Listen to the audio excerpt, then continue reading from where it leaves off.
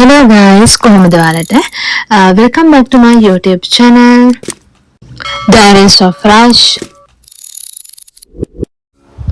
ඉතින් මම ඉන්නේ ඔයාලා හැමෝම දන්න තැනක් ඒ තමයි නුවර ගලනග. නුවර වල කිව්වොත් ඉතින් අපිට මෙතනට ළඟම නුවර දළදා මාලිගාව තමයි. ඉතින් මම අද නුවර දළදා මාලිගාවත් වැඳ පුදාගෙන ඔයාලට පෙන්නන්න ඉන්නේ නුවර දළදා මාලිගාව නෙමෙයි. ලස්සනම ලස්සන ඔයාලා ගොඩක් ගිහිල්ලා නැති තැනක් ගැන තමයි ඉස්සරහට මම කියන්න ඉන්නේ. නුවර දළදා මාලිගාවේ ඉස්සරහා තියෙනවා නාථ දේවාලය මෙන්න මෙතන. එතන මැදින් ගියාට පස්සේ මීට 50ක් විතර ඉස්සරහට ගියාට පස්සේ ඔයාලට හම්බෙනවා ඇහැලේපොළ වලව්ව කියලා ලස්සන ප්ලේස් එකක්. ඉතින් මේ මියුසියම් එක ගැන ඔයාලට විස්තර සඳහන් කරනවා නම් මහනුවර රජවීදියේ පිහිටි ඇහැලේපොළ අධිකාරම්තුමාගේ වලව්ව 2025 ජූලි මාස 17 වන දින සිට ශ්‍රී ලංකාවේ ප්‍රථම ඓතිහාසික ඉතිරූප කෞතුකාගාරය නැතහොත් වැක්සින් මියුසියම් එක විදිහට මහජන ප්‍රදර්ශනය සඳහා විවෘත වෙලා තියෙනවා. ඒ වගේම කිව්වොත් මහනුවර රාජධානිය හා බැඳුණු ප්‍රතාපවත් චරිත පළවන විමලම්ම සූර්ය රජු, කුසුමාසන දේවිය, කැප්පටිපොළ වැනි වීර චරිත සහ ඇහැලේපොළ කුමාරිහාමිය ඇතුළු ඓතිහාසික පුද්ගලයන් 36ක ඉටි රූප කෞතුකාගාරයේදී අපිට ජීවමාන අයුරින් දැක බලා ගන්න පුළුවන්. මෙතන වැක්සින් කරලා තියෙන කුසුමාසන දේවියව.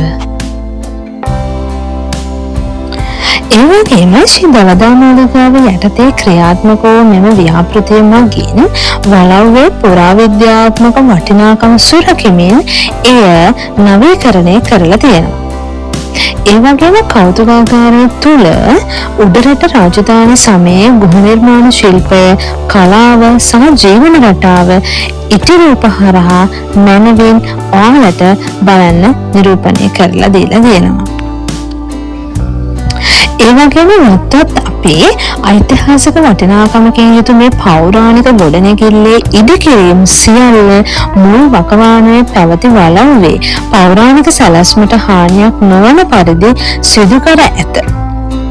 බ්‍රිතාන්‍ය අටත් සමයේදී සිරි මැදිරියක් හා පසුකාලීනව රිමාන්ඩ් බන්ධනාගාරයක් ලෙස පවත්වාගෙන ගොස් තිබෙන මේ ගොඩනැගිල්ල 2013 වසරේදී සන්නසක් මගින් රජය වෙතට පවරාගෙන තියෙනවා. ඒ වගේම කිව්වොත් මේ ගොඩනැගිල්ල සමූහයම දැනට අධිකරු ජනාධිපතිතුමාගේ උපදෙස් පරිදි නාගරික සංවර්ධන අධිකාරිය විසින් ශ්‍රී දළදා මාලිගාව වෙත බාර දීලා තියෙනවා. ඇහැලේපොළ මහනිලම වරයාට අයත්ව තිබූ මේ වලව්වේ අවසන් වරට ජීවත් වෙලා ඉඳලා තියෙන්නේ ඇහැලේපොළ මහනිලමගේ පවුල, ඒ වගේ ඇහැලේපොළ මහනිලමගේ කුමාරිහාමිය, මධ්‍යම බණ්ඩාර, ලොකු බණ්ඩාර සහ බිලඳු දියණිය වෙනවා.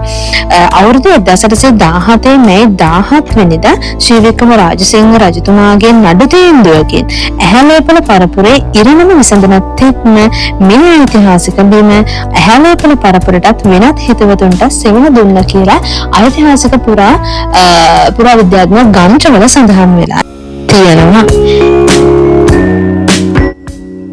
ඒ වගේම කිව්වොත් රුපියල් මිලියන 300ක වියදමින් නිමවුව මේ නිර්මාණ පසුපස සිටින දක්ෂ ශිල්පියා ගම්බල පදිංචි අතුල හේරත් මහතා වෙනවා. ඉතින් මේ ඉටි රූප, මේ වැක්සින් රූප සහ සාමාන්‍ය රූප අතර වෙනස සඳහන් කරමින් ඔහු පවසලා තියෙන්නේ ඒවා ජීවමාන බවත් ස්වභාවික මිනිසෙකුගේ මෙන්ම නියපොතු, රෝමකූප, හිසකැස් ආදී ඒ ආකාරයෙන්ම නිර්මාණය කිරීමට හැකි බවයි. ඒ වගේම බාහිර අංග ලක්ෂණ පමණක් නොව මිනිසෙකුගේ හැඟීම් පවා මුහුණේ නිර්මාණය කළ හැකි බවයි ඔහු පවසලා දීලා තියෙන්නේ. ඉතින් ඔයාලම මේක ලයිව් බලන්න එන්න ඕනේ කොහොමද ලස්සන කියලා. මිනිසෙකුගේ තියෙන මේ තියෙන විදිහ ඒ ආකාරයෙන්ම එතුමා නිර්මාණය කරලා දීලා තියෙනවා. ඒ වගේම මම තාක්ෂණය පිළිබඳ මුලින්ම දැනගත්තේ 2000 වසරේ බවත් අවුරුදු 8කට ආසන්න කාලයක් අත්හදා බැලීම කළ බවයි ඔහු පවසලා තියෙන්නේ. එතුමා සඳහන් කරන්නේ මෙරට වැඩිම ඉටි රූප, මෙරට වැඩිම වැක්සින් රූප තියෙන්නේ මෙන්න මේ මියුසියම් එකේ කියලා තමයි කියන්නේ. මේවාලට පේන හැලේපොළ අධිකාරම් සහ ඔබ කුමාරියාම වෙනවා.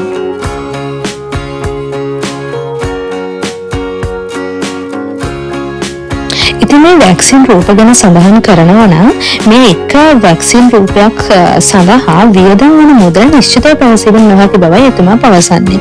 කෙසේ වෙතත් සාමාන්‍ය හිසකෙස් වගේ දෙයක් සිටවීමේදී කෙස් ගස් 10ක් නම් ගසින් ගසට තනිතනියෙන් සිටවිය යුතු අතර ඒ සඳහා අවම වශයෙන් සති 3ක පමණ කාලයක්වත් ගත වන බවයි මෙතුමා සඳහන් කරන්නේ. ඉතින් මියුසියම් එක මහනුවරට පැමිණෙන දේශීය විදේශීය සංචාරකයන්ට වගේම මේ අපේ හිස්ටරි එක ගැන ඉගෙන ගන්න ළමයින්ට ගොඩක් වැදගත් වෙන ස්ථානයක් කියලා මට හිතෙනවා. මේක එන්ට්‍රන්ස් ටිකට් එක වෙන රුපියල් 400ක ටිකට් එකක් අරගෙන තමයි මේක ඇතුළට ඔයාලට බලන්න යන්න පුළුවන්. ඉතින් මේ වගේ ලස්සන ප්ලේසස් බලන්න, ලස්සන හිස්ටොරිකල් ප්ලේසස් බලන්න මාව අනිවාර්යෙන්ම මගේ channel එක අනිවාර්යෙන්ම subscribe කරන්න. Thank you for watching my video. Don't forget to like, share, comments and subscribe to my YouTube channel for more adventures. See you next time. Bye.